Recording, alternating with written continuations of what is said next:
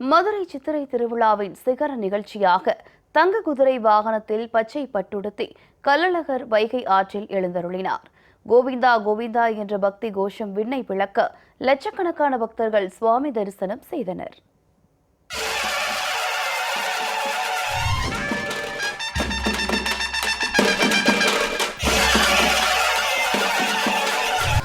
சித்திரை திருவிழா கடந்த 19ஆம் தேதி தொடங்கிய நிலையில் முக்கிய நிகழ்வான கள்ளழகர் வைகை ஆற்றில் இறங்கும் நிகழ்வு.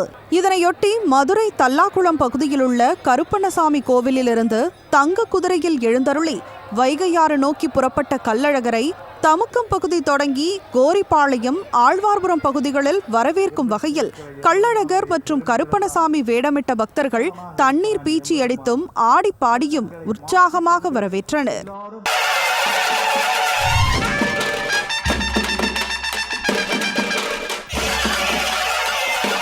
வைகை ஆற்று பகுதிக்குள் கள்ளழகர் தங்க குதிரையில் வருகை தரும்போது வெள்ளை குதிரையில் வீரராகவ பெருமாள் எழுந்தருளி கள்ளழகரை வரவேற்றார். வைகை ஆற்றில் எழுந்தருள வந்த கள்ளழகரை ராமர் பாதம் தாங்கிகள் முன்னே வர சர்க்கரை தீபம் ஏற்றியும் தண்ணீரை பீச்சி அடித்தும் பக்தர்கள் வரவேற்றனர்.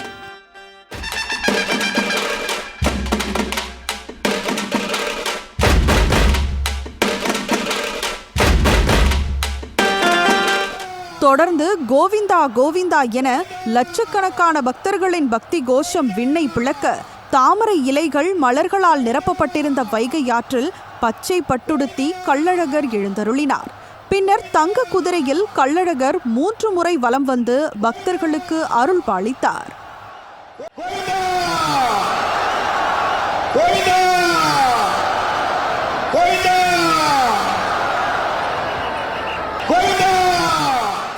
தொடர்ந்து ஆற்றில் அமைக்கப்பட்டுள்ள இந்து அறநிலையத்துறை மற்றும் வீரராகவ பெருமாள் மண்டக படிகளில் கள்ளழகர் மற்றும் வீரராகவ பெருமாளுக்கு சிறப்பு பூஜைகள் செய்யப்பட்டு 1 மணி நேரத்திற்கும் மேலாக தீபாராதனைகள் நடைபெற்றன.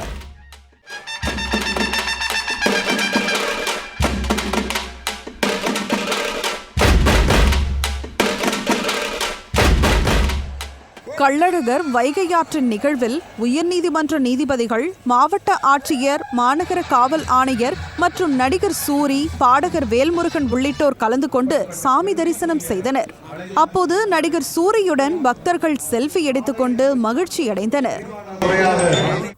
முன்னதாக வைகை ஆற்றில் கள்ளழகர் எழுந்தருளும் நிகழ்ச்சிக்காக 2 டன் வண்ண மலர்களால் மண்டகப்படி அலங்கரிக்கப்பட்டிருந்தது. மேலும் மேம்பாலம் முழுவதும் வண்ண விளக்குகளால் அலங்கரிக்கப்பட்டு இரவு முதல் அதிகாலை வரை மின்னொளியில் ஜொலித்தது. விழாவில் பங்கேற்க மதுரை மட்டுமின்றி பல்வேறு மாவட்டங்கள் மற்றும் மாநிலங்களிலிருந்தும் லட்சக்கணக்கில் பக்தர்கள் குவிந்ததால் மதுரை மாநகரமே விழா கோலம் பூண்டது.